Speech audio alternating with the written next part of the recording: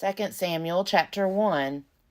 After the death of Saul, when David had returned from defeating the Amalekites, David remained 2 days in Ziklag. On the third day, a man came from Saul's camp, with his clothes torn and dirt on his head. When he came to David, he fell to the ground and did obeisance.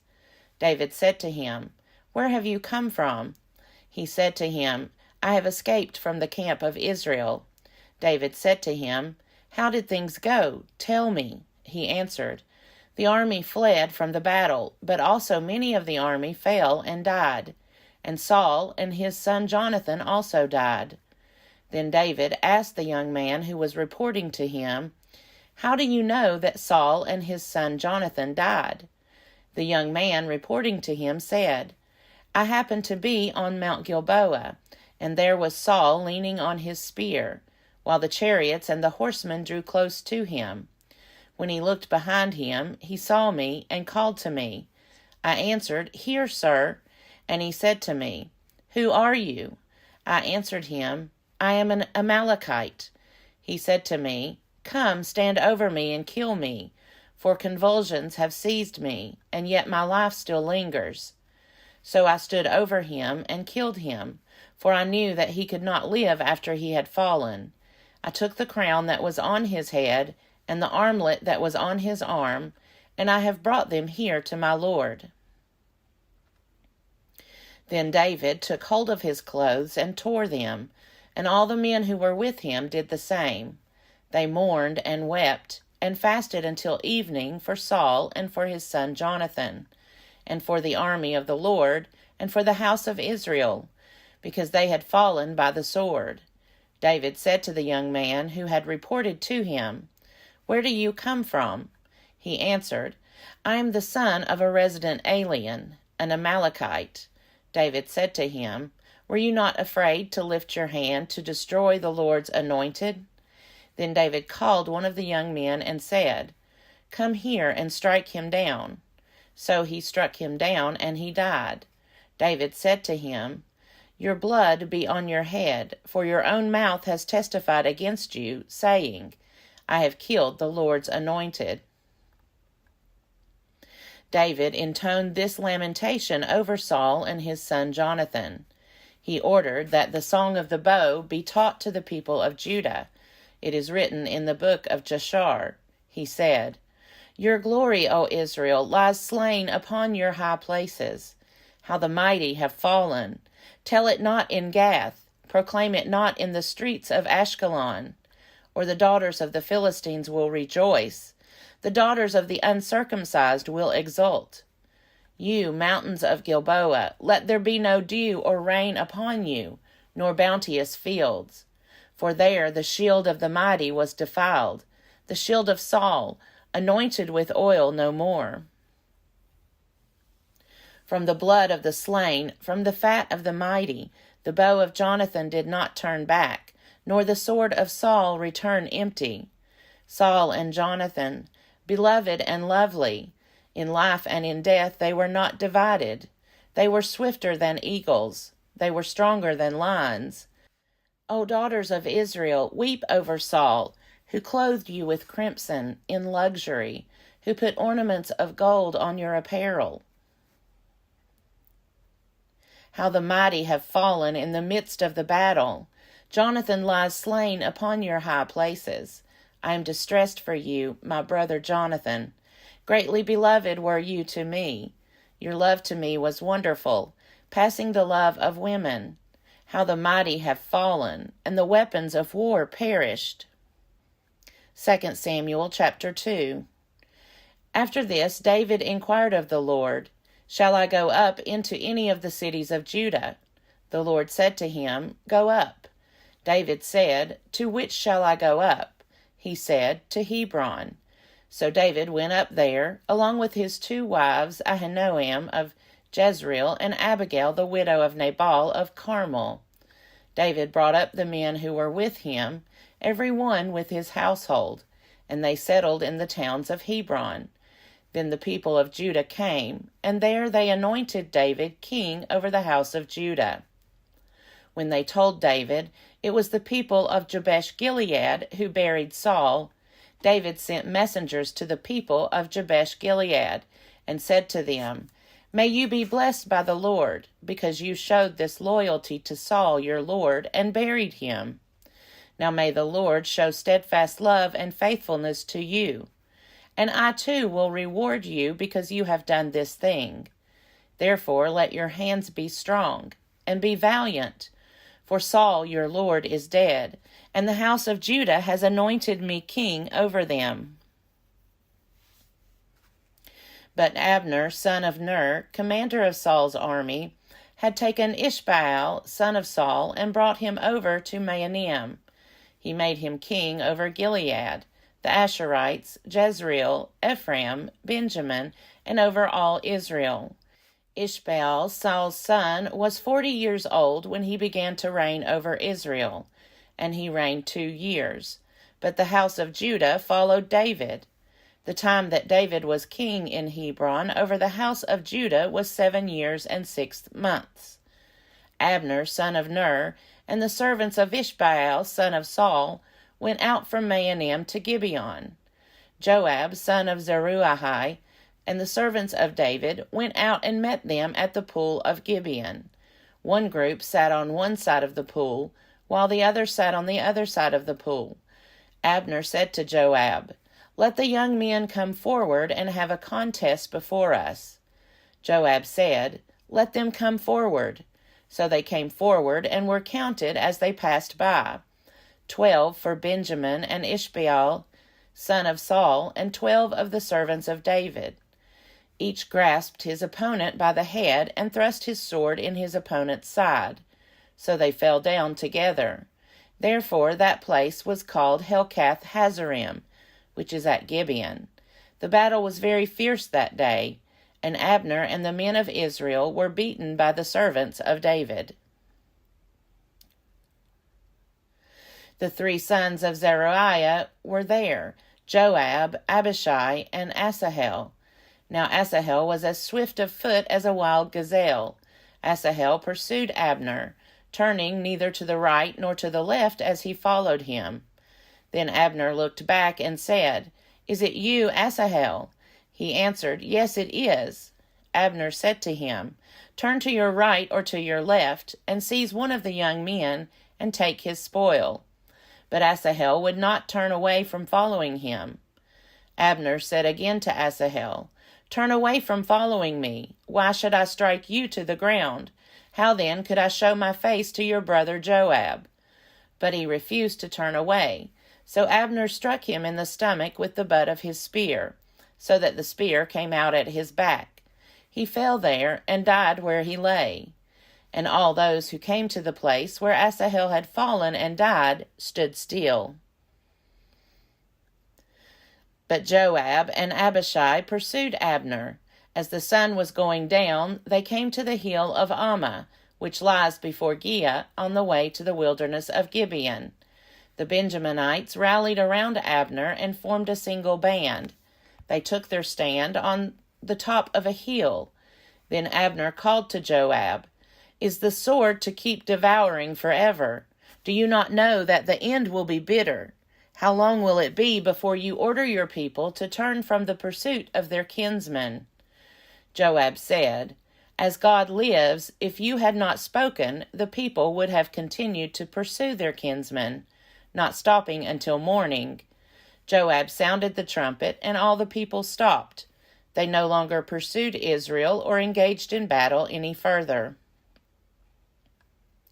Abner and his men traveled all that night through the Arabah. They crossed the Jordan, and marching the whole forenoon, they came to Mahanaim. Joab returned from the pursuit of Abner, and when he had gathered all the people together, there were missing of David's servants 19 men besides Asahel. But the servants of David had killed of Benjamin 360 of Abner's men.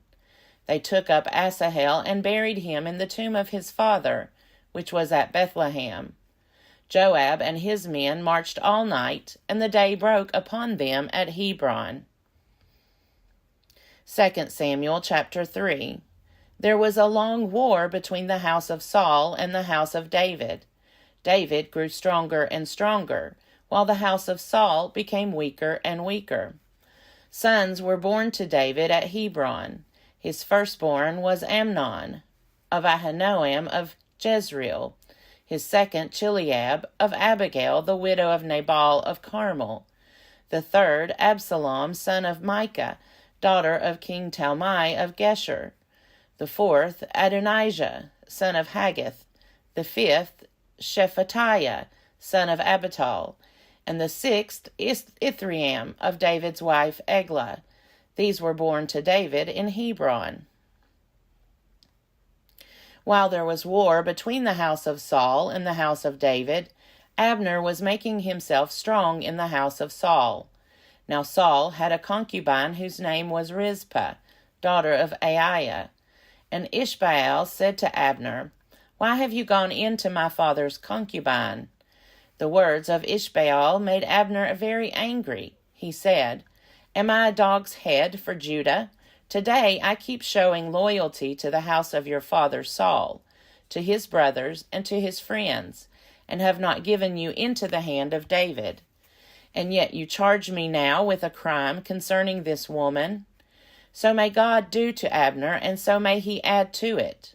For just what the Lord has sworn to David, that will I accomplish for him, to transfer the kingdom from the house of Saul, and set up the throne of David over Israel and over Judah, from Dan to Beersheba."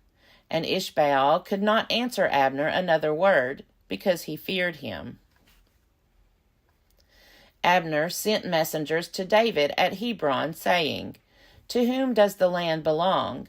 Make your covenant with me, and I will give you my support to bring all Israel over to you." He said, "Good, I will make a covenant with you.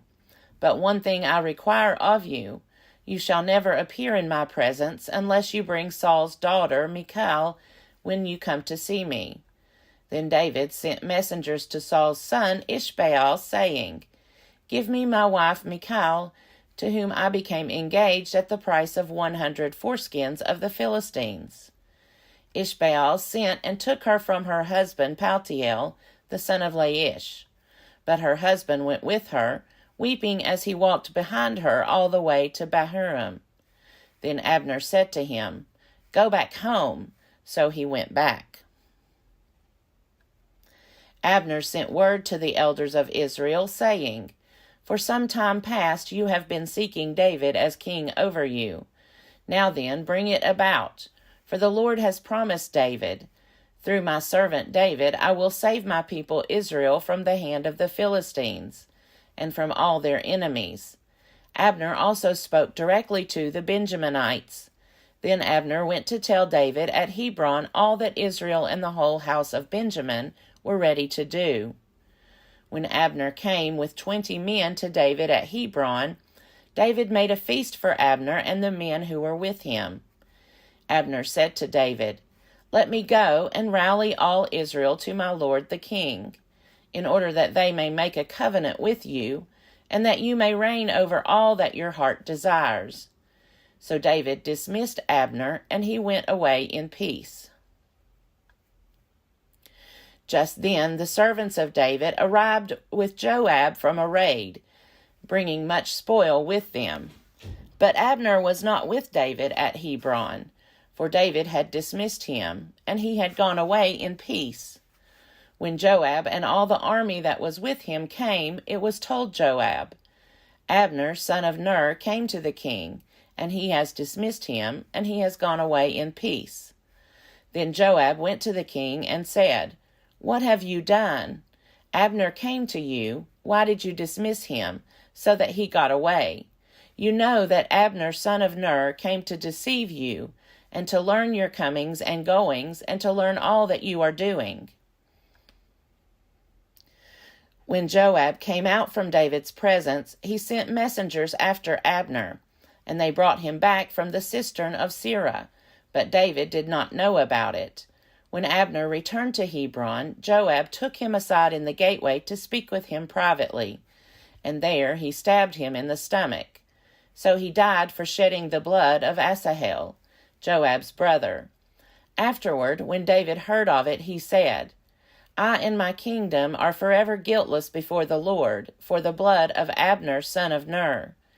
May the guilt fall on the head of Joab, and on all his father's house, and may the house of Joab never be without one who has a discharge, or who is leprous, or who holds a spindle, or who falls by the sword, or who lacks food. So Joab and his brother Abishai murdered Abner because he had killed their brother Asahel in the battle at Gibeon. Then David said to Joab and to all the people who were with him, Tear your clothes, and put on sackcloth, and mourn over Abner. And King David followed the bier. They buried Abner at Hebron. The king lifted up his voice and wept at the grave of Abner, and all the people wept. The king lamented for Abner, saying, Should Abner die as a fool dies? Your hands were not bound, your feet were not fettered.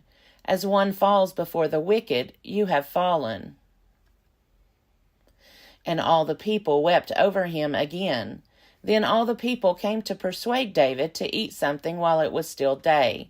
But David swore, saying, So may God do to me, and more, if I taste bread or anything else before the sun goes down. All the people took notice of it, and it pleased them, just as everything the king did pleased all the people.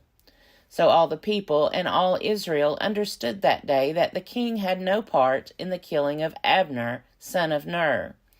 And the king said to his servants, Do you not know that a prince and a great man has fallen this day in Israel? Today I am powerless, even though anointed king. These men, the sons of Zeruiah, are too violent for me. The Lord pay back the one who does wickedly in accordance with his wickedness. 2 Samuel chapter 4. When Saul's son Ishbaal heard that Abner had died at Hebron, his courage failed, and all Israel was dismayed. Saul's son had 2 captains of raiding bands. The name of the one was Baanah, and the name of the other Rechab. They were sons of Rimmon, a Benjaminite from Beeroth, for Beeroth is considered to belong to Benjamin. Now the people of Beeroth had fled to Gittam, and are there as resident aliens to this day. Saul's son Jonathan had a son who was crippled in his feet. He was 5 years old when the news about Saul and Jonathan came from Jezreel. His nurse picked him up and fled, and in her haste to flee, it happened that he fell and became lame. His name was Mephibosheth. Now the sons of Rimmon, the Beerothite, Rechab and Baanah set out, and about the heat of the day they came to the house of Ishbaal, while he was taking his noonday rest. They came inside the house as though to take wheat, and they struck him in the stomach. Then Rechab and his brother Baanah escaped. Now they had come into the house while he was lying on his couch in his bedchamber. They attacked him, killed him, and beheaded him. Then they took his head and traveled by way of the Arabah all night long. They brought the head of Ishbaal to David at Hebron and said to the king, Here is the head of Ishbaal, son of Saul, your enemy, who sought your life. The Lord has avenged my lord, the king, this day on Saul and on his offspring.